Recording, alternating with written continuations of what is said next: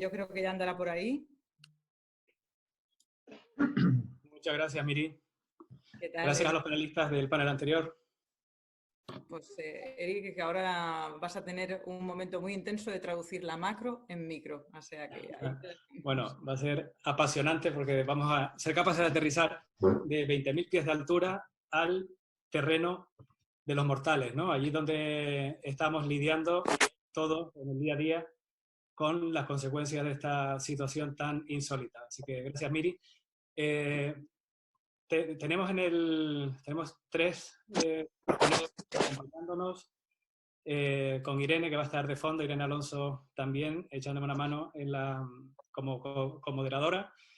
Y el objetivo de este panel es hablar de la empresa, ¿vale? Fundamentalmente, lo que queremos hacer es intentar sacar conclusiones, ¿vale? Si es que se pueden sacar algunas en vuelo, como estamos, sobre cómo todo este maremoto, ¿vale?, está afectando, cómo se está llevando por delante gran parte de nuestro tejido empresarial y probablemente transformándolo también, ¿vale? De forma que en la salida nos vamos a encontrar una realidad económica y empresarial relativamente distinta a la que teníamos antes, ¿vale? Tampoco hay que dramatizar, vamos a intentar que este debate sea un debate pragmático, conciso, vamos a intentar hacerlo dinámico también, ¿vale? Aquí entre todos los que estamos presentes, intentar responder de la forma más concisa que podamos y alimentar el debate entre nosotros también, porque lo interesante va a ser el tener o sea, vuestra visión y experiencia con ese pulso que tenéis los tres súper directo de cómo se están tambaleando de verdad, ¿vale?, los cimientos de la economía, ¿vale? Cómo están sufriendo las empresas, cómo sufre el empleo y cómo está el mercado también, ¿vale? Me gustaría que echásemos un vistazo también a cómo se está comportando, ¿vale? Un mercado que había desaparecido y que ahora empieza otra vez a aflorar, como es lógico, ¿no? Al final esto es un proceso y cada día estamos en un sitio diferente, ¿no? Bueno, para hacer este análisis tenemos, como decía, tres personas súper expertas, tres líderes que en sus distintos ámbitos están aportando y liderando nuevamente, ¿no?, a sus equipos y a los entornos que les rodean, ¿vale?, para navegar por esta crisis tan complicada, ¿no? Tenemos a Quique Sarasola. Quique, presidente y fundador de Roommate. Roommate es una cadena de la bandera, ¿vale?, de cadena hotelera bandera española, diversificando sus negocios de hostelería y una marca emergente a nivel internacional, ¿vale? Quiero decir que manteniéndose joven como es y como es el espíritu de la compañía, ¿vale?, están creciendo de manera espectacular y consolidando su marca en todo el globo, ¿vale? Y eso es una fantástica noticia y sobre todo tiene queremos de ti, Quique, que nos des el pulso, ¿vale?, de lo que estás notando aquí, pero también esa visión internacional que es tan importante para entender cómo nos estamos moviendo, ¿vale? Aún estamos en el confinamiento, todos estamos abrumados por la información, pero es muy importante, ¿no?, tener estos insights, ¿no?, de aquellas personas que tienen sensores en otros mercados y puedes aportar esa visión para que, oye, nos sintamos acompañados todos también en este proceso, ¿no?, como empresarios y como profesionales, ¿no? Belén Barreiro. Belén es socióloga, súper experta, es la fundadora y la directora de 40 Decibelios, ¿vale?, una agencia de demoscopia y de inteligencia social. Gracias, Belén, por estar aquí. Fue presidenta del CIS también entre el 2008 y el 2010. Y bueno, y contigo, Belén, aparte de, por supuesto, estamos entre empresarios, ¿vale?, y entre ejecutivos. Aparte de eso, eres una persona con una posición privilegiada para darnos información de sentimiento, ¿no?, de sentimiento de mercado. ¿Qué está pasando, ¿no? Esa mano, ese pulso que tienes en la sociedad y en el mercado nuevamente, nos puede ser muy útil desde el punto de vista empresarial también para poder anticipar dinámicas y adaptarnos a ellas, ¿no? Y por último, Federico Linares. Federico es el presidente de EY en España. EY es una de las Big Four, como saben, líder en servicios empresariales. La capacidad, Federico, gracias por estar también con nosotros hoy, la capacidad que tienes, ¿no?, para contarnos el reto, ¿vale?, que supone el trabajar con una organización tan grande, ¿no?, compleja como todas las organizaciones grandes también, con tantísimos equipos, en un momento de shock como este, va a ser súper útil, ¿vale?, para entender qué es lo que, bueno, o sea, para entender cómo podemos hacer, ¿vale?, para llevar tu experiencia también a nuestro espacio. Y bueno, y además de eso, estabas también en un proceso de transformación dentro de EY también, ¿no?, con el plan estratégico de EY Ambiciona, que ya había situado a la compañía en un proceso de transformación interna, que será interesante también conocer cómo eso puede haber servido o no, ¿no?, en este proceso tan complicado que hemos vivido, ¿no? Bueno, y por último, Irene Alonso, que ha estado en el panel anterior, pero sigue aquí ayudándome. Irene ha estado capitaneando junto con Miri este informe que hemos elaborado y bueno, me estará echando una mano también para coordinar, ¿no?, y dinamizar el panel, ¿vale? Así que bueno, hecha la presentación, me gustaría empezar haciéndote una pregunta, Belén. Esto es un shock, ¿no? Este proceso ha generado un shock en todos los niveles, ¿no? Me gustaría que nos contases desde tu perspectiva, ¿vale? Y desde 40 decibelios, que como dices, ¿no?, y observan a las personas, ¿no?, como parte de tu visión empresa, ¿no? ¿Qué es lo que estás oyendo? ¿Qué es lo que estás viendo, ¿no? Pues muchas gracias, Eric, y muchas gracias a todos, a Thinking Head y a Dani en especial por esta invitación. Pues es verdad que es un momento, vamos, obviamente muy doloroso, pero también muy, muy interesante desde el punto de vista de la observación de la sociedad y del consumidor. Entonces, estamos viendo muchas cosas y por destacar algunas, creo que lo más importante o de las cosas más importantes de las que estamos viendo es que nada más empezar el confinamiento hay un indicador que se dispara de una manera prácticamente inmediata, sin casi tiempo para procesar qué es lo que nos está ocurriendo, que es el miedo a una nueva crisis económica, ¿no? Nosotros llevábamos ya tiempo midiendo y viendo nuestros datos que empezaba a haber un miedo creciente, pero muy, muy minoritario, a una nueva crisis, y a las 48 horas de empezar el confinamiento, pues esto se dispara, ¿no? Que es ese momento en el que muchos ciudadanos ven que sus empresas van a tener que cerrar, aunque sea temporalmente, son unos momentos de los ERTEs, etcétera. Entonces, acompañado con este miedo que sube tan de golpe, lo que vemos nosotros es un pesimismo muy, muy agudo en la ciudadanía, con un indicador que repetimos prácticamente todas las semanas, que es el impacto que se cree que va a tener la crisis económica en el hogar de cada uno. Y ahí nos encontramos, la verdad es que un dato muy preocupante, que no significa que las cosas vayan a ser así, sino significa el espíritu, digamos, de la opinión pública, el espíritu o la preocupación de la sociedad. Solamente hay un 20% de ciudadanos que creen que esta crisis de coronavirus no va a tener un impacto económico en su hogar. Y el 20% es muy poquito. Y el porcentaje restante se divide en una parte que considera que va a tener efectos negativos y duraderos, y otra parte prácticamente similar que considera que va a tener efectos negativos pero pasajeros. Por tanto, el clima de pesimismo está enormemente extendido en la ciudadanía. Obviamente, muchos de estos ciudadanos están a lo mejor exagerando lo que luego va a ocurrir o están siendo pesimistas, aunque luego no les vaya a ir tan mal, pero obviamente los estados de ánimo sabemos que influyen mucho pues, en las ganas o no, en la vuelta o no al consumo. Entonces, dentro de este impacto tan enorme que está teniendo la crisis del coronavirus, lo que vemos es que este impacto está siendo desigual, como ya pasó con la gran recesión, y un poco aquí se vuelvan a repetir el mismo tipo de datos.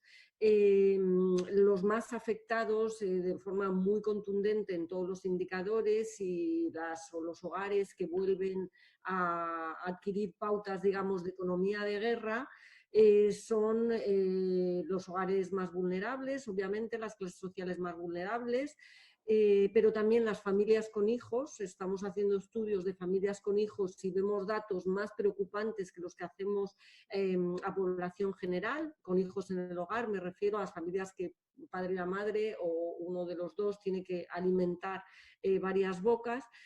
Y además de las clases vulnerables y las familias con hijos, hay otro segmento de la población bastante preocupado y pesimista, y también con razón, que son los jóvenes, ¿no? Que ya hemos visto por los datos oficiales que los jóvenes son los primeros que están saliendo de las empresas porque tienen contratos más precarios. Pues eso se traduce pues, en esta toma de conciencia de los jóvenes que el impacto sanitario no lo tienen, y en eso sí que son optimistas porque no tienen, o sea, se sienten invulnerables frente al virus, pero sí que son conscientes del impacto económico que les espera, ¿no? Entonces, digamos que la lectura gorda de lo que está pasando tiene que ver con este miedo a una nueva crisis y con este impacto desigual que claramente ya se ve que va a generar. Y después hay otras cuestiones que yo creo que son importantes y las resalto muy brevemente y podemos retomarlas a lo largo de la conversación. Una muy puntual y llamativa y que quizás bueno, nos deje algo también para el futuro, que es la atención mediática que está teniendo esta crisis, que no la hemos visto en yo, los años que llevo de profesión, nunca había visto un seguimiento tan masivo de medios de comunicación, a lo que se ha sumado un seguimiento muy masivo de redes sociales. Esto significa que hay ahí un canal de comunicación directo con una ciudadanía que está muy pendiente, ¿no? A nosotros, las marcas con las que trabajamos, que siempre nos preguntan, bueno, ¿dónde está el consumidor? Pues ahora está al otro lado, está escuchando al otro lado y está muy pendiente, ¿no? Y luego hay otras dos cuestiones que vemos muy claramente. Una es un aumento de las actitudes solidarias y de las ganas de que nos ayudemos los unos a otros, y que luego lo retomaré en la parte de reputación de empresas, pero que esto está siendo fundamental en la conexión de las empresas con el consumidor.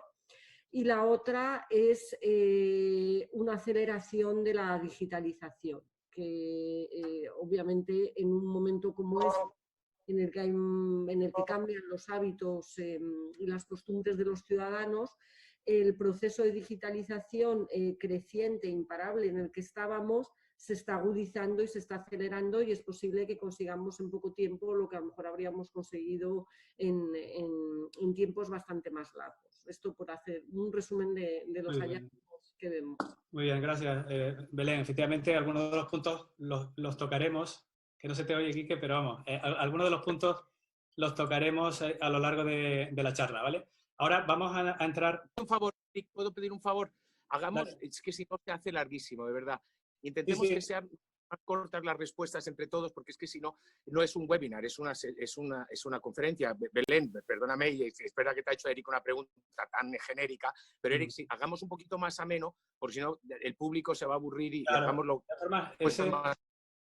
Perfecto, Quique. No, ese era el objetivo, ¿eh? Y la pregunta era intencionadamente general, porque Belén lo que nos puede dar es la foto general del sentimiento de mercado, ¿vale? Efectivamente, vamos a darle a los temas concretos, ¿no? Estamos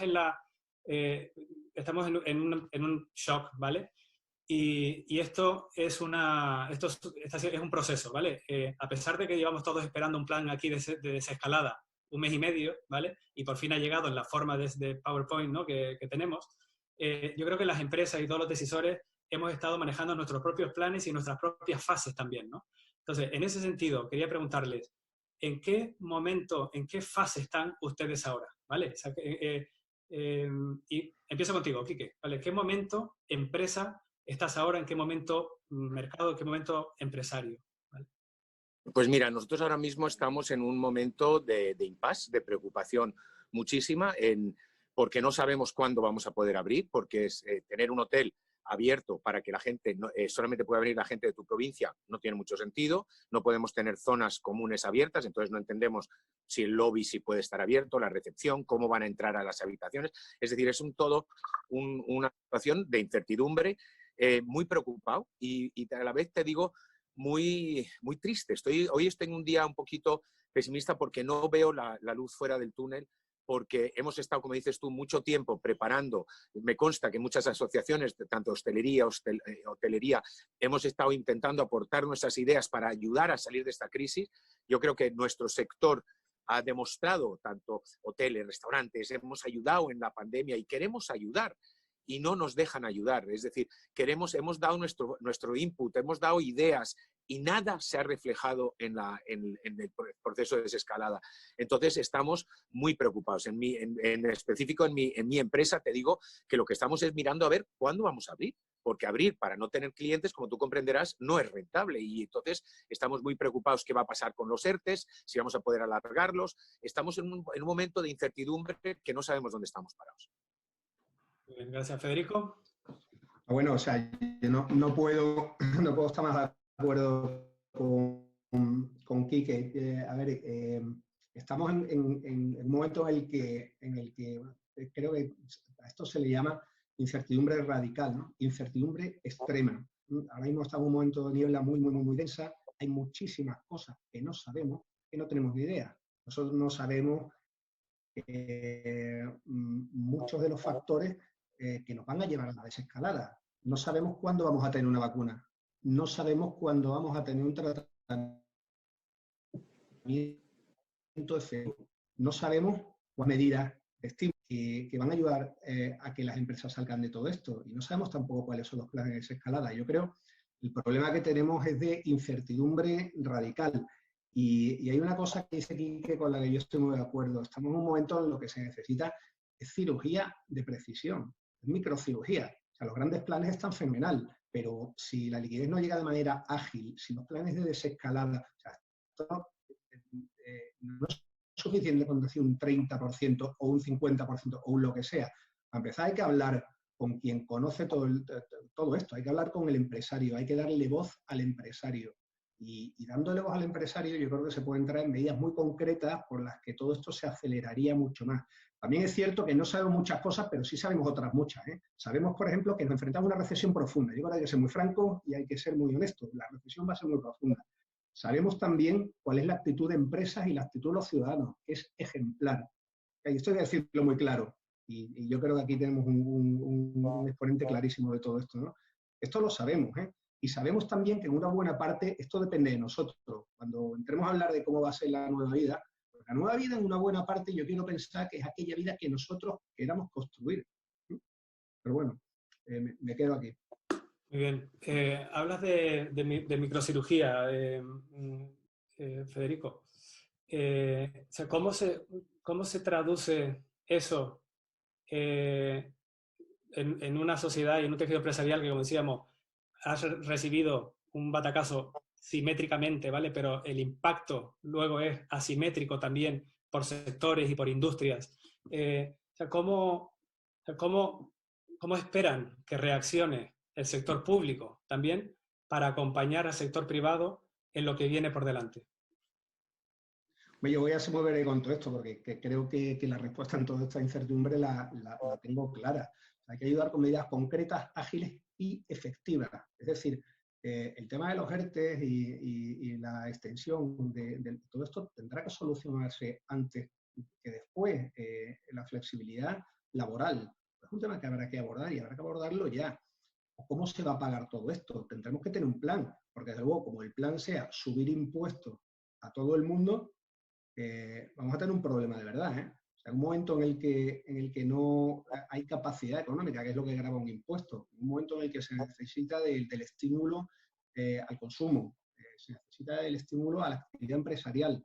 Si, como me temo, la tentación va a ser a subir impuestos, pues vamos a tener muy complicado salir de todo esto de manera más o menos rápida. No digo que no haya que hacerlo a medio plazo, pero desde luego lo que hay que hacer es arbitrar medidas mucho más ágiles y mucho más en consonancia con lo que necesitan las empresas de este país, ¿no? Y para eso hace falta microcirugía. Vale. Microcirugía, y yo también creo que hace falta que seamos de verdad realistas.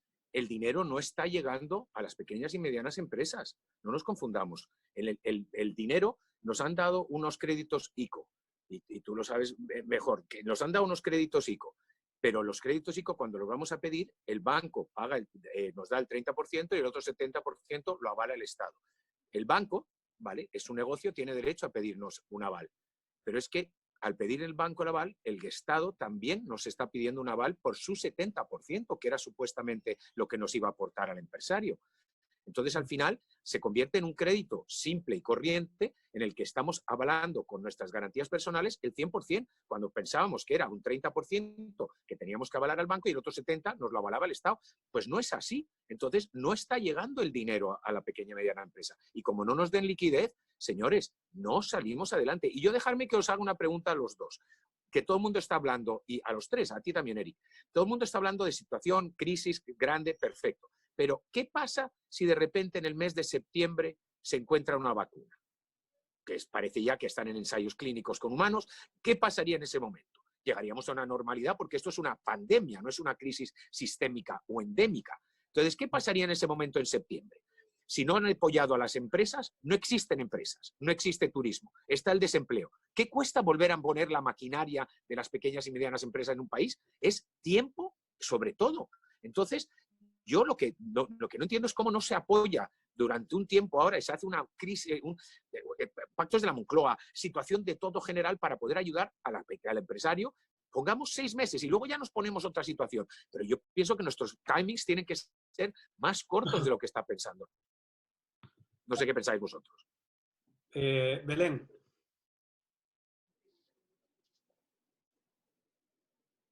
No se te oye porque está en el mute puesto.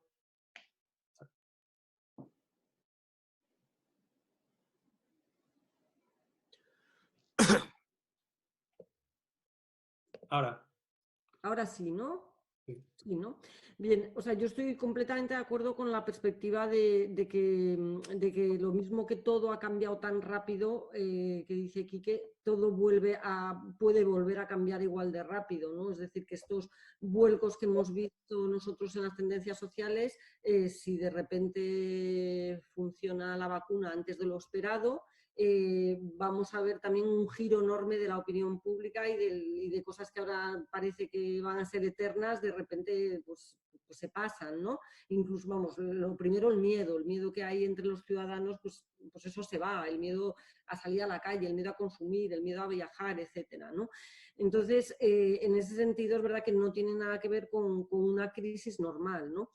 Y luego del lado de las ayudas, claro, yo aquí no tengo mi empresa, pero no soy en absoluto experta en este tipo de políticas, a las ayudas, de ayudas a las empresas, por tanto no creo que mi opinión tenga mucho valor, pero sí querría decir que yo tengo la sensación en lo que oigo en todos estos días que teniendo en cuenta que el impacto de esta crisis está siendo muy desigual en unos sectores que en otros, hay una lista de demandas enorme que yo no digo que por supuesto no haya que cumplir con ellas e intentar ayudar a todas las partes posibles, ¿no? Pero quizás es momento también para que intentemos, y no lo digo por ti, Quique, porque yo entiendo que hay sectores, pero que intentemos también hacer una reflexión cada uno desde nuestra perspectiva de empresarios, es decir, qué estamos haciendo nosotros en nuestro propio territorio, ¿no? Tenemos opción de mantener un equipo, de mantener el teletrabajo. Es decir, yo creo que hay una parte que tiene mucho que ver con la iniciativa de cada empresario, ¿no?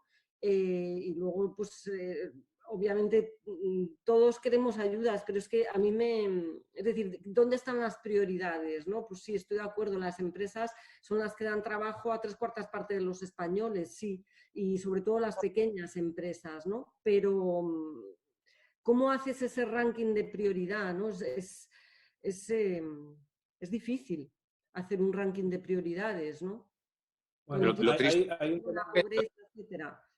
Lo triste es cuando no lo hay, Belén. Lo triste es cuando no hay un ranking de prioridades, ¿no? Entonces, estamos todos en el mismo. Yo no he visto nunca unas medidas que hayan creado tanto desconcierto y tanto descontento en todos los sectores transversales. Entonces, o es que se está comunicando mal, o es que no están hablando con los expertos, que yo es una cosa que no entiendo cómo no se nos ha preguntado a los expertos de los temas, no lo termino de entender, y porque hemos intentado ayudar. Entonces, nos sentimos un poquito perdidos, no sabemos bien dónde estamos.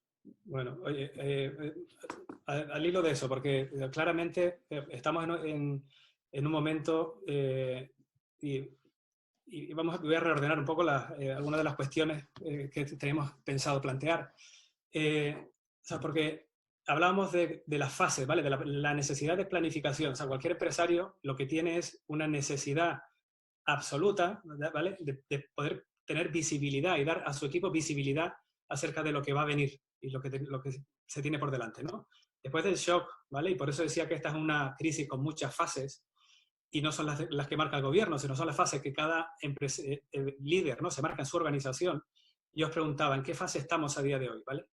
También me gustaría preguntarles, al hilo de lo que estás diciendo, es ¿cuáles son las siguientes fases, ¿vale? ¿Y qué necesitas saber a día de hoy, ¿vale? Para poder planificar las siguientes fases de esto, ¿no? Hablabas concretamente de los ERTEs, ¿vale? ¿Qué necesidad de visibilidad tenéis en las medidas de flexibilización laboral también, ¿no? Y de despido? ¿Son necesarias? O sea, ¿qué visibilidad hay que tener hoy para poder hacer una planificación sensata, ¿vale? De tus recursos y de tus equipos para los próximos meses, ¿vale? Mientras se despeja la incertidumbre de mercado. Bueno, a ver, yo creo que esta pregunta tiene profundidad, ¿eh? A ver si consigo trasladar la idea que tengo. Uno de los grandes problemas que tiene la incertidumbre en la que estamos, creo yo, que es que necesitamos tomar decisiones a 10 semanas que van a tener impacto en los próximos 10 años, ¿no? Y necesitamos tomar decisiones a 10 años en las que si no miramos las 10 próximas semanas, pues tampoco vamos a salir adelante, ¿no? Yo creo que ese es el gran problema que tenemos ahora. Nosotros estamos viendo, nosotros en EY, Eric, somos un poco, si se me permite la comparación, hablando de las distancias, por supuesto, una especie de médicos de empresa, ¿no? Vemos muchas empresas, ayudamos a muchas empresas a pasar por lo mejor posible por esta situación y la compatibilidad del corto con el largo plazo, una cosa que me preocupa, ¿qué vemos? Hay cosas muy evidentes, pues la liquidez, claramente, y dejando aparte sectores que están pues, particularmente afectados por una paralización total de la actividad, que por cierto no es nuestro caso, y somos unos privilegiados en todo esto, ¿no? Pero si nosotros vamos a temas muy evidentes, vemos la liquidez, vemos problemas, ¿no? en utilización de tecnología muy básica, trabajar en remoto, vemos ya con algo más de complejidad rupturas en las cadenas de suministro globales, pero a mí particularmente y a nosotros en la firma nos preocupa el medio plazo y el largo plazo en todo esto, ¿no?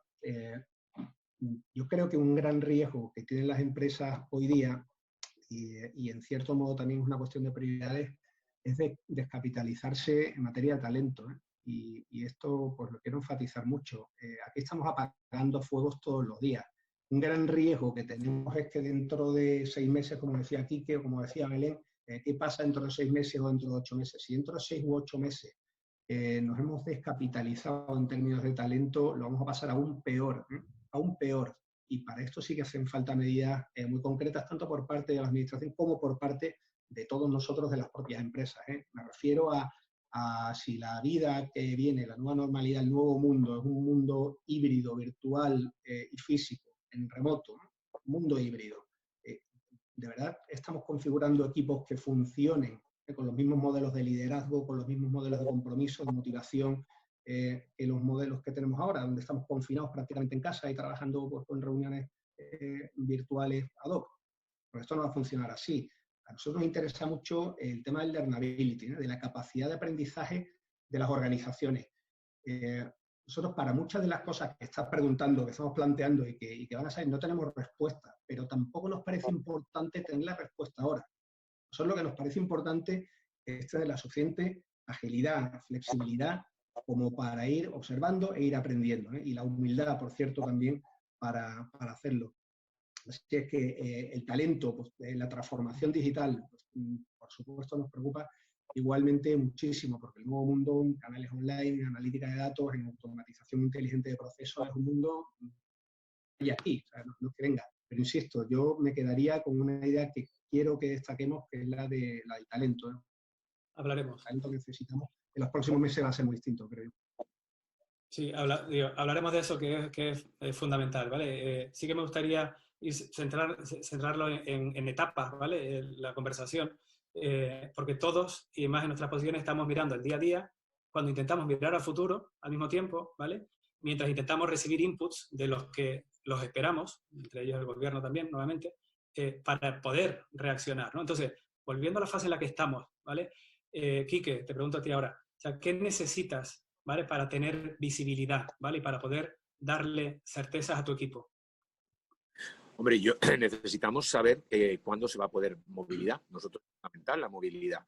Entonces, eso yo entiendo que eso no nadie lo sabe de verdad, porque eso de verdad depende de sanidad. Es decir, cuando bajemos todos los indicadores de sanidad será cuando empiece la movilidad. Eso estoy de acuerdo. Pero lo que sí que pido es anticiparnos. No sé por qué me da la sensación, desde que ha empezado toda esta crisis, que todo viene ¿sabes? Llegan los fuegos y hay que apagarlos. No, si sabemos que van a llegar los fuegos, entonces yo lo que pido es anticipación. Sabemos que al principio vamos a tener que vivir con, digamos, turismo local. Pues empecemos a tener estrategias, insersos para los sanitarios, alguna especie de inserso para las familias, es decir, empecemos a anticiparnos a lo que viene para poder llegar bien.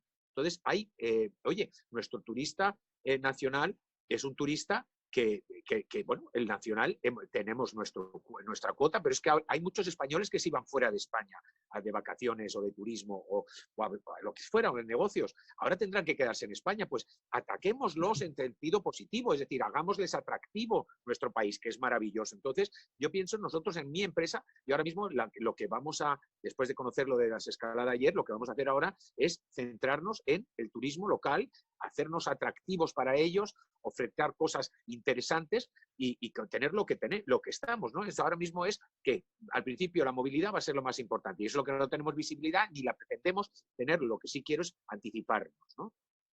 Muy bien. Oye, hay un elemento que se ha comentado y también el público está haciendo algunos comentarios al respecto.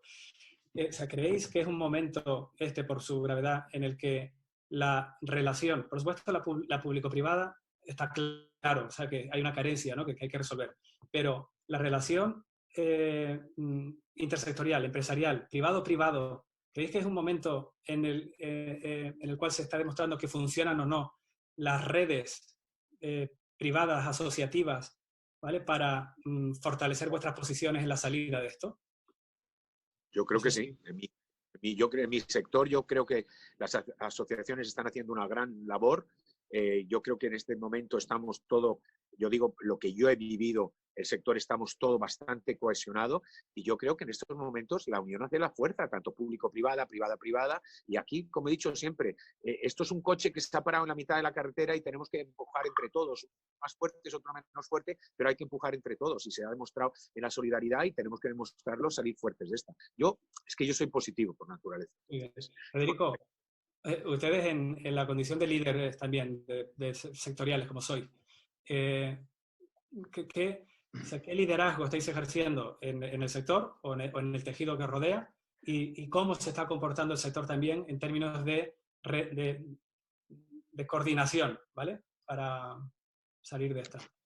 Bueno, yo, si me lo permites, Eric, tenemos la suerte, lo que voy a decir va a sonar un poco raro, pero tenemos la suerte de haber liderado también la salida de nuestras oficinas. Nosotros el 5 de marzo yo creo que fuimos la primera gran empresa de España que tuvo un positivo.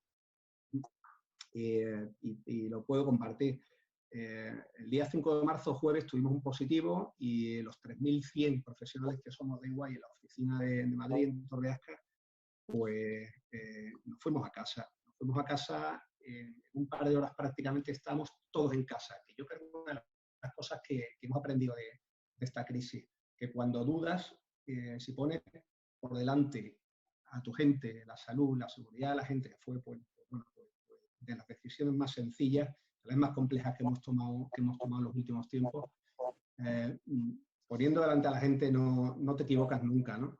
Y ese yo creo que es un liderazgo que al principio pues pensamos que era desafortunado y que con el tiempo creo que tenemos suerte de haberlo podido disfrutar.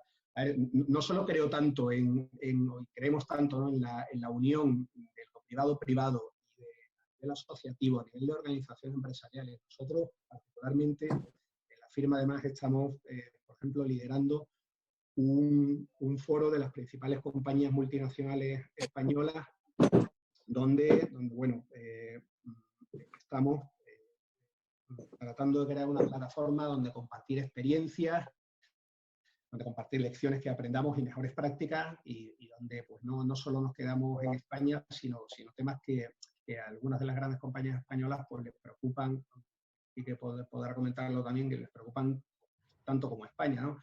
Cuando se tiene presencia, por ejemplo, en Latinoamérica, donde si la evolución fuera muy negativa, pues la situación de las finanzas públicas de la economía latinoamericana o la propia sostenibilidad de su sistema de salud hace que su situación podría ser particularmente agravada respecto a la que tenemos en Europa o la que tenemos en España.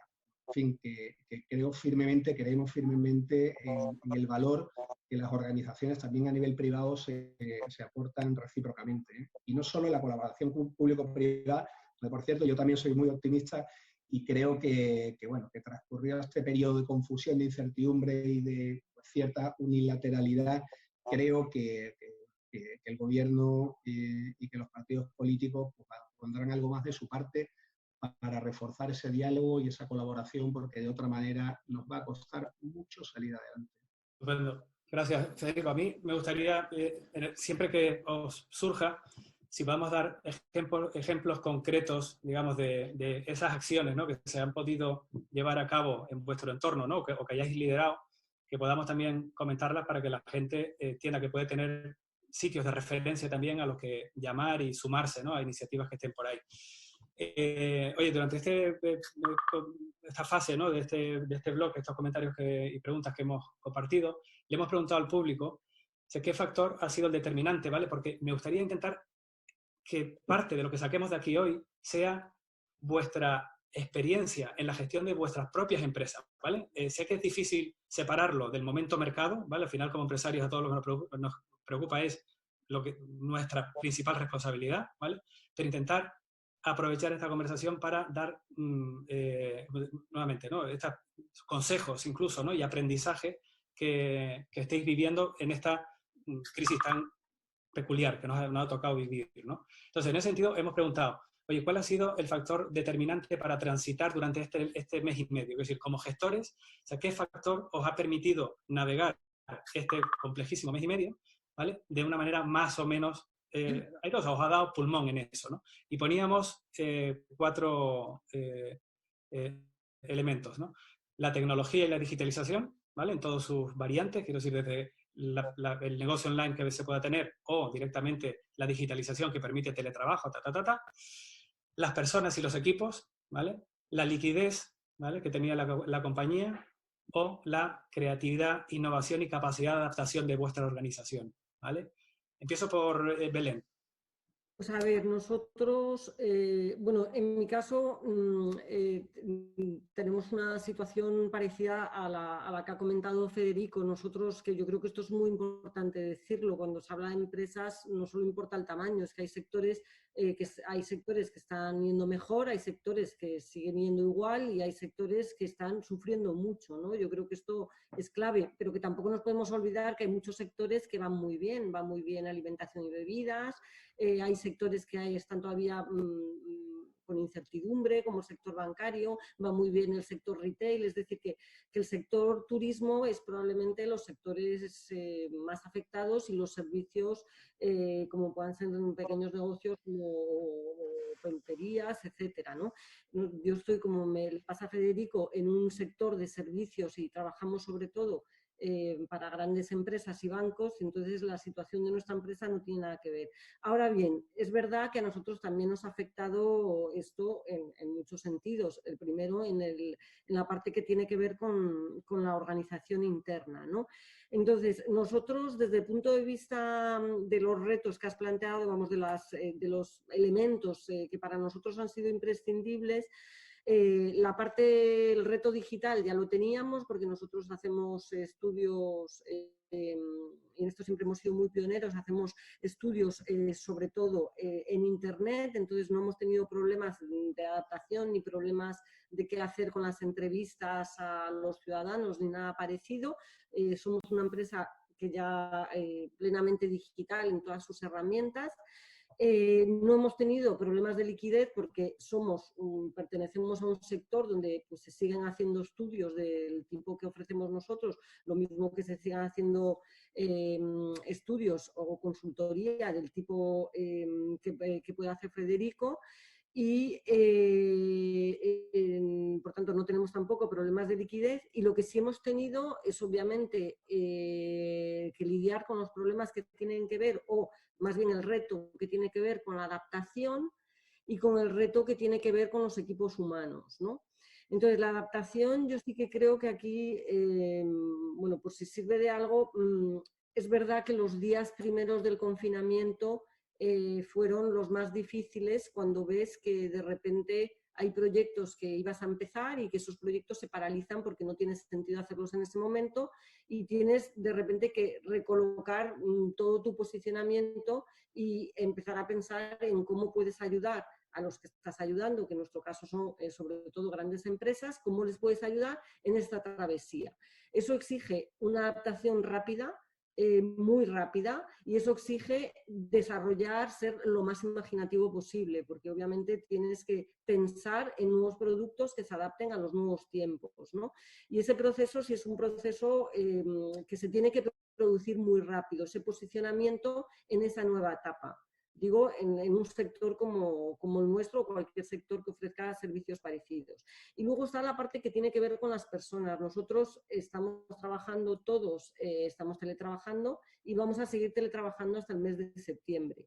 Yo creo que hay muchas empresas del mismo tipo que la mía, que son las empresas que hacen consultoría en un sentido muy amplio, que pueden trabajar desde casa y yo creo que está bien seguir haciéndolo así porque así nos sumamos a tanto movimiento en las calles. Y la parte de personal, yo lo que destacaría es, bueno, cómo afrontas lidiar con un equipo en el que todo el mundo está trabajando en casa. Yo, personalmente, mi experiencia, pero también eso depende de la cualificación de tu propio equipo. Yo tengo en mi equipo gente muy profesional, gente muy cualificada, y la verdad es que ha sido una transición en ese sentido maravillosa. Y si tengo que poner junto con la innovación el elemento que nos está permitiendo hacer las cosas bien en esta etapa, desde luego es el equipo, ¿no? Un equipo enormemente responsable, pero es verdad que yo tengo un equipo con unas relaciones digamos duraderas, que eso es otro asunto que en algún momento después de esto habrá que retomar, ¿no? El mantener las empresas relaciones duraderas con los empleados, el fidelizar a los empleados, el hacer que se sientan comprometidos con los proyectos y eso, y el no rotar tanto, ¿no? En los tipos de trabajo. En nuestro sector el no rotar es importante porque necesitamos que la gente esté muy rodada y muy aprendida, pero obviamente eso también depende de las condiciones en las que se trabaja en la empresa, ¿no? Gracias. Federico, entonces, tecnología, personas, liquidez, capacidad de adaptación. ¿Cuál destacarías? Pues las 4, pero me voy a quedar con otra. Vale.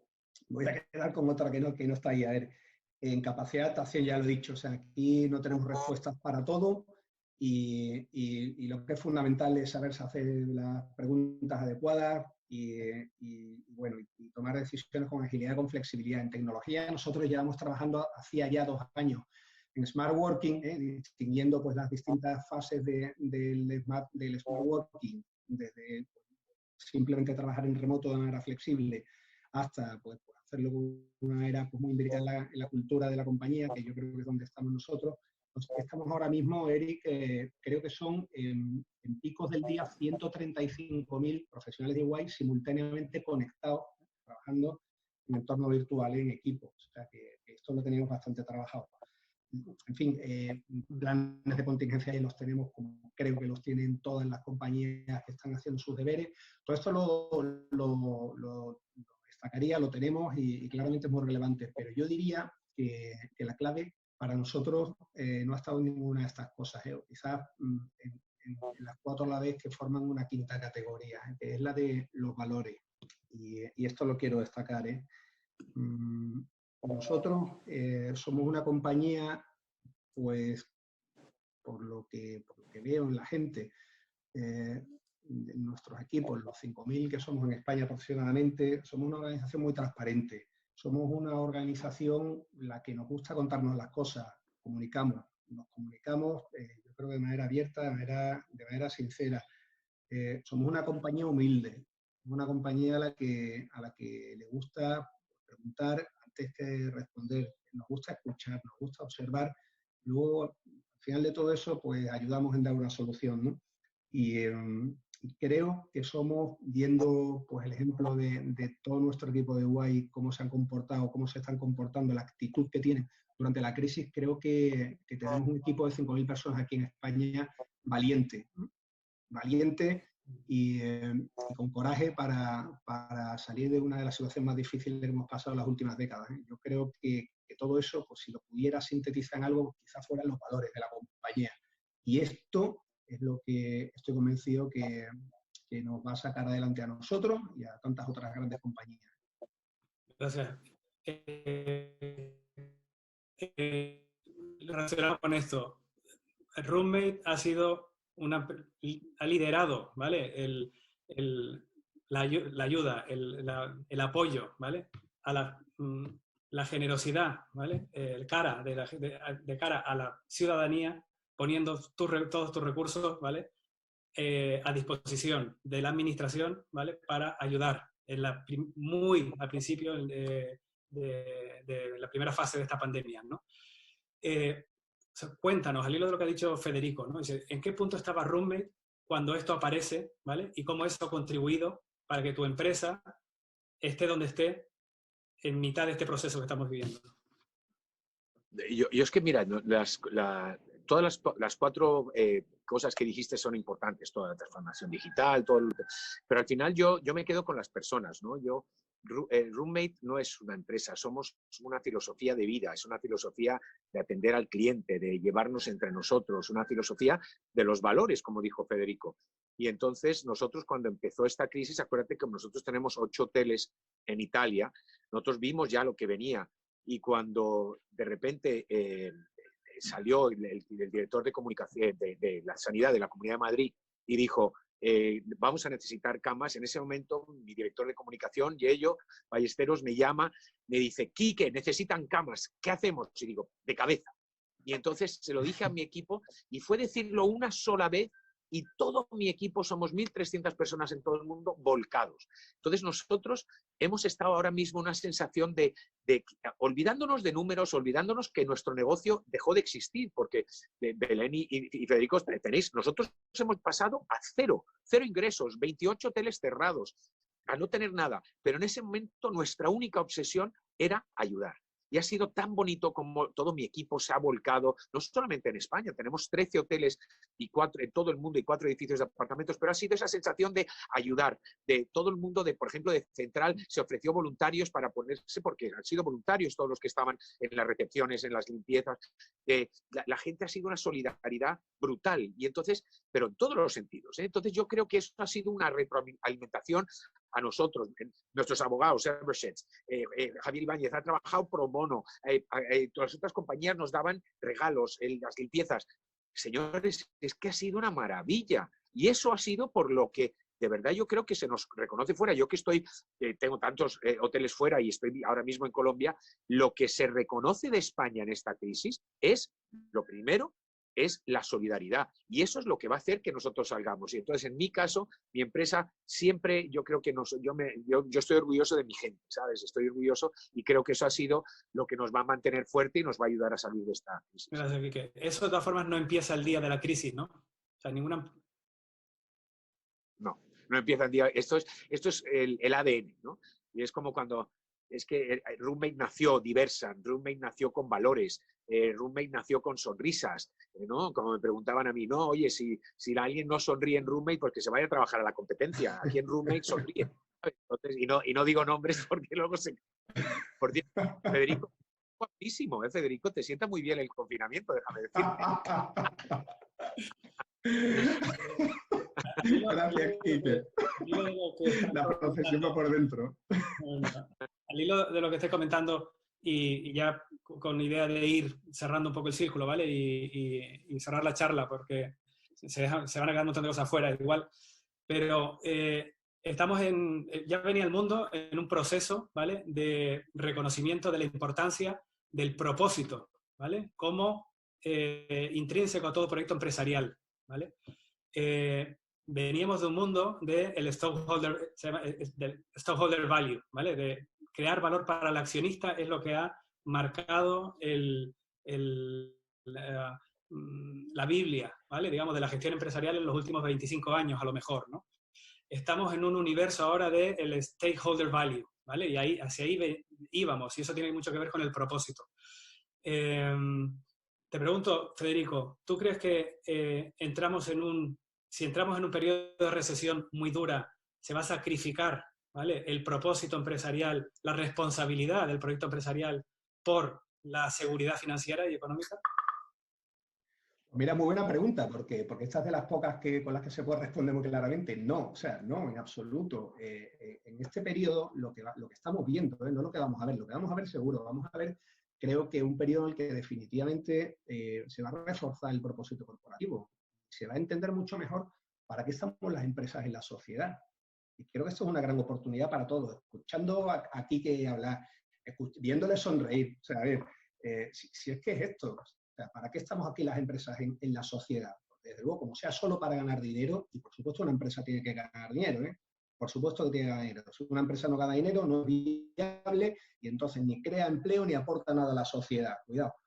Pero no está solo para ganar dinero. Una empresa está para crear valor para sus empleados, crear esa cultura corporativa, esas sonrisas, esa motivación, ese proyecto en el equipo. Está para crear valor en cliente, para darles una experiencia única, para hacerles que vivan mejor. Está para crear valor en la sociedad, en el medio ambiente, en las comunidades. Pero claro, todo esto no puede salir de repente en una crisis. El que habla de propósito corporativo, pues eso, ¿no? Hablando, ahora se ve si de verdad tenía un propósito corporativo o no lo tenía, porque en la crisis, pues no puedes poner a tu compañía a hacer cosas que nunca ha hecho, ¿no? Yo creo que esta crisis lo que está aflorando es el enorme liderazgo, lo decía Quique antes, el enorme liderazgo de las empresas y de los empresarios españoles, y en particular de algunos. Claro, Quique ha puesto a medicalizar, ha hecho mil cosas, ¿no? Pero es que antes, se nos olvida, es que lo estaba viendo en el chat, que estaba Miguel Gallo poniendo aquí algo claro, efectivamente, si es que la flexibilidad a los empleados, esta ya la dabais en Roommate, ¿verdad? Hace ya tiempo y no había crisis ni había nada. Claro, qué casualidad, ¿no? Qué casualidad que el que tenía un propósito corporativo en momentos de bonanza, ahora resulta que reacciona mejor en el momento de la crisis. Bueno, pues yo creo que de todo esto tenemos que aprender algo, ¿no? Mira, relacionado con eso, Federico, muchas gracias. Y empezando por Belén, ¿cuál será el valor de la reputación de las empresas, ¿vale?, en la salida de esta crisis, ¿vale? Y cómo su reputación puede haber estado en riesgo o no, ¿vale?, por lo que hayan hecho o dejado de hacer durante esta crisis también. Yo creo, o sea, nosotros de lo que estamos haciendo estudios sobre el consumidor en esta etapa, hay algo que a mí me llama mucho la atención y que y que es muy distinto a los tipos de datos que vimos en la etapa de la gran recesión, es que en la etapa de la gran recesión la opinión pública era unánime prácticamente en esta idea de que estaban los de arriba, que eran los que llamaban poderosos, en palabras de los ciudadanos, ¿no?, de todos los cualitativos que hicimos en aquella época, frente a la mayoría, ¿no?, que estaba en peores condiciones. Entonces, esta división tan antagónica, esta visión tan antagónica del consumidor, que en su momento yo llamé el consumidor rebelde, que era un consumidor extremadamente crítico con las grandes empresas y extremadamente crítico con la banca, eso no lo estamos viendo ahora. Entonces, curiosamente, ahora estamos dando paso de, digamos, de ese consumidor rebelde a un consumidor que yo llamaría benevolente, que es un consumidor que se está fijando mucho en lo que las grandes empresas hacen por la sociedad, se está fijando muchísimo, y que a diferencia de otros periodos no adopta actitudes cínicas de esta empresa ayuda porque en realidad quiere conquistarnos a nosotros consumidores. No hay para nada esas reacciones cínicas, sino que hay una reacción de voy a premiar a la empresa que sea generosa con la sociedad y voy a despreciar a las empresas que no lo sean. Entonces, es un momento particularmente bonito en ese sentido, porque es un momento de agradecimiento, es decir, el consumidor está sensibilizado y está abierto a reconocer el trabajo de las grandes empresas que ayudan. Entonces, en este sentido, Quique, lo que has comentado, ¿no?, de el repaso, bueno, que ya conocíamos, pero que lo has contado tú de primera mano, de esas acciones solidarias, es cierto que eso nosotros lo estamos viendo, todas las marcas que están emprendiendo acciones solidarias y que además se nota que no lo hacen por eso, por ganar reputación, son las que están automáticamente ganando reputación. Y sectores que estaban muy castigados desde la gran recesión, como sobre todo el sector bancario, está aumentando su reputación, porque no se tiene la sensación ni de que aquí haya culpables ni de que estén mirando para otro lado, sino que se tiene esa sensación, o la tiene el consumidor, de que aquí son muchos los que están arrimando el hombro, ¿no? Por tanto, la reputación, por decirlo en una palabra, va unida a la solidaridad en este momento. Federico, ¿alguna palabra respecto también? Sí, yo creo que lo he dicho, pues, tal y como lo estamos viendo. O sea, para nosotros el modelo de empresa es un modelo que tampoco tienen que venir Estados Unidos a darnos grandes teorías, de verdad, siendo muy franco, de stakeholders value. Así, aquí lo que tenemos es un modelo en el que una gran parte del empresariado español cree en la empresa humanista, en el capitalismo inclusivo y en que en este mundo no estamos solo para ganar dinero. ¿Y qué? Y cerramos. No, yo pienso que mira, hay que hacer las cosas de corazón, ¿no? Y entonces nosotros, yo pienso que ahora, como decís, es importante hacer todo, yo lo hago todo con pasión, porque si no, no lo haría, ¿no? Y las empresas hoy en día lo que hay que buscar es gente con tus mismos valores, ¿no? Entonces yo en Roommate lo que busco es gente que te diga, oye, vamos a hacer iniciativas, vamos a hacer cosas, porque saben que yo me preocupo por ellos, ellos se preocupan por mí. Al final tener a una persona en tu empresa que tiene tus valores y esos valores son atender al cliente, al final eso se transmite todo el rato, ¿no? Entonces, como decía Federico, nosotros ya llevamos, Roommate, eso te recibimos con una sonrisa, ¿no? No hay nada más bonito que una sonrisa. Y fíjate, yo quiero poner una nota de optimismo. Yo creo que esperemos que el consejo mío a la gente ahora mismo es, no creo que esta crisis sea tan dura, tan larga, perdón, va a ser dura, pero no tan larga. Yo creo que hay que aguantar hasta después del verano. Yo creo que eso va a ser fundamental. Las empresas, mi consejo es aguantar hasta septiembre. Y yo creo que a partir de septiembre empezaremos a ver la luz del túnel, la luz fuera del túnel, porque sí, porque quiero pensar en el optimismo. Gracias, Quique. Oye, le doy a Irene un momentito la palabra para que nos cuente algunos de los resultados de las encuestas que se ha pasado al público, ¿vale? Sobre algunas preguntas que os he formulado vosotros y otras que se han colado y las hemos ido compartiendo con ellos, ¿vale? Y con eso le daré la palabra luego a Dani para que haga el cierre, ¿ok? Sí, bueno, la verdad es que entre el público hay muchísima preocupación por el sector turístico, pero me gustaría, porque también se está mencionando, a una reflexión de los aquí presentes sobre la pequeña empresa y sobre la pequeña empresa de turismo rural, sobre el pequeño empresario que no tiene esa gran marca detrás en la que se pueda apoyar. Bueno, yo estoy preocupadísimo. Vamos a ver, a nosotros en Roommate, esta crisis nos ha pillado en un momento en el que estamos, estamos con situación preocupados, pero no estamos con el agua al cuello. Pero sí tengo muchos amigos de la pequeña y mediana empresa que están con el agua al cuello y me preocupa porque yo puedo tener mi hotel abierto, pero si el turista cuando viene no encuentra un bar, no encuentra un restaurante, no encuentra una discoteca, ¿para qué va a venir a mi ciudad? ¿Para qué va a venir a mis hoteles? Entonces, esto es un tejido empresarial y el turismo es totalmente transversal. Entonces, si la pequeña y mediana empresa no existen, yo no existo. Entonces, por eso es que yo me estoy obsesionado en que llegue la liquidez a la pequeña y mediana empresa para que sobrevivan. Como digo, que intenten sobrevivir hasta septiembre para mí es fundamental. Muy bien. Vale, bueno, chicos, pues muchas gracias. Aquí vamos a cerrar la conversación, ¿vale? Hay muchos puntos que podíamos haber tocado para tener más luz, ¿no? Sobre cómo gestionar equipos en una etapa así tan sumamente complicada, pero lo dejaremos para futuras conversaciones, ¿vale? Gracias otra vez por vuestro tiempo. Paso a Dani ahora la palabra para que cierre. Dani Romero Abreu, presidente de Thinking.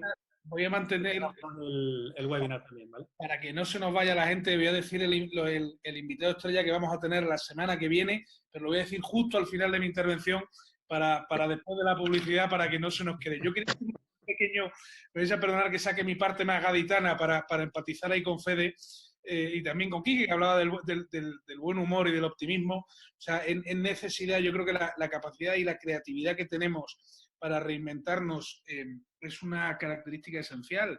Y el optimismo, como decía Sebastián Álvaro el otro día, al final es el lema que decía Shackleton, ¿no? Hay que ser, la clave es resistir y ser tremendamente optimistas, ¿no? para este tema.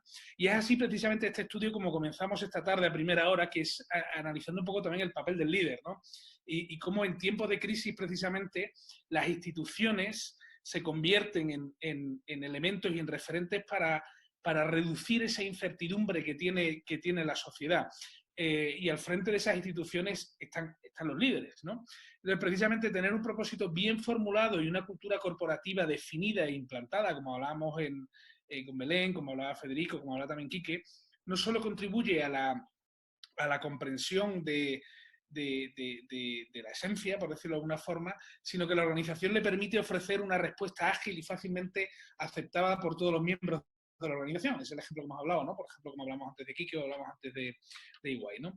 Entonces, precisamente la claridad y la claridad del propósito y esa cultura, al final no es una cuestión filosófica, sino que al final es un tema que es la esencia de la empresa y que ayuda a establecer un plan de acción, es decir, lo que nosotros en Thinking Heads te llamamos un poco eso, oye, cómo pasamos del ser como organización al hacer, ¿vale?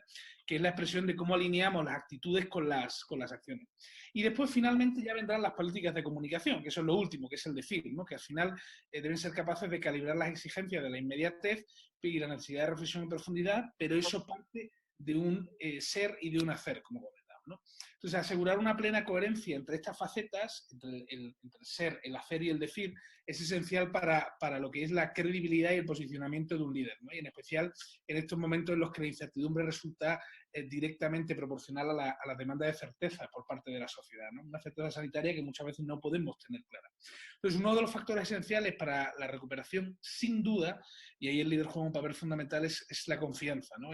Ya sea la estabilidad del empleo, la disponibilidad de renta, las opciones de acceder a ayudas, la evolución de los distintos sectores, incluso la seguridad de los comportamientos más cotidianos, ¿no? Entonces, el peso de las decisiones acertadas y de los grandes gestos están pues contribuyendo a, como hemos visto anteriormente, a mejorar la reputación de las organizaciones y de los líderes. Pero los errores también, por pequeños que sean, también puntúan más. Y ahí decía Fede antes que estamos tomando en 10 semanas probablemente decisiones que nos van a afectar durante 10 años. Y eso es una gran verdad que al final encerrados nosotros en casa y consumiendo constantemente información, muchas veces no tenemos la posibilidad de evaluar si son ciertas, falsas, sesgadas, o hasta que, o sea, de hecho se comentaba, ¿no?, que la OMS está considerando un poco este exceso de información, ¿no?, que se llama infodemia, como uno de los factores precisamente que lucha contra, o sea, uno de los factores de lucha contra la pandemia es este problema que tenemos de exceso de información. Entonces los ciudadanos al final están mucho más vigilantes que nunca y es muy fácil no cumplir con las expectativas de la ciudadanía, ¿no? Y esto es una contradicción al final entre la idea de que las instituciones deberían ser y hacer y que las percepciones de sus acciones en estos momentos de crisis, ¿no? Por eso el papel de los líderes en estas fechas es crucial para no intentar destacar o dejarse ver por el oportunismo, sino reforzar esa institución a la que el líder pertenece, ¿no?, como parte de la solución y de dar referentes frente a la incertidumbre.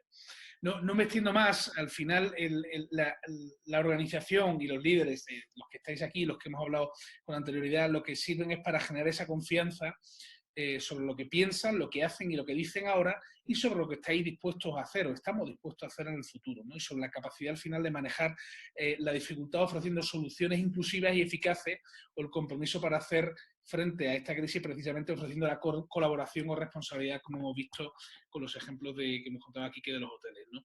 Los valores entonces al final ganan peso, y eso lo habéis dicho todos en este último panel y en la mesa. Es decir, los líderes deben ser la expresión más clara de ese, y más clara y más contundente, ¿no?, de ese tema, ¿no? Al final hay que tener claro que no es el momento de personalismo, sino de generar cohesión y reducir. Y no podemos construirlo ahora, los traemos de antes, los valores, y ahora lo que hacen simplemente es emerger y flotar, ¿no? Al final, esto es un reto que tenemos toda la sociedad y que tenemos que salir como sociedad, tenemos que salir, como decía, tendiéndonos puentes entre ideas y acercando posturas a través de un diálogo y de este debate, y al final es lo que esperamos que la sesión de hoy haya contribuido. Quiero dar las gracias especialmente a todos los panelistas que habéis estado ahora, a Belén, Federico, Quique, Eric por moderar, Irene también, y dejaros dicho que la semana que viene, el miércoles que viene, que si no me equivoco es el 6 de mayo puede ser, pues el miércoles de mayo seguiremos con el siguiente webinar. En este caso a las 5 de la tarde tendremos una entrevista con el presidente Rodríguez Zapatero, que compartirá un poco las experiencias que tenemos en este tipo de situaciones en otros países, como por ejemplo puede ser China, y un poco cómo gestionar estos contextos tan complicados y cómo están afectando al entorno democrático. Por ello, daros a todos muchísimas gracias por vuestra asistencia, y el miércoles que viene a las 5 de la tarde nos vemos con el presidente Zapatero, y todos ustedes están aquí invitados. Federico, Eric, Belén, Quique, Irene, muchísimas gracias y buenas tardes a todos. Gracias, chicos. Gracias, gracias. Chao.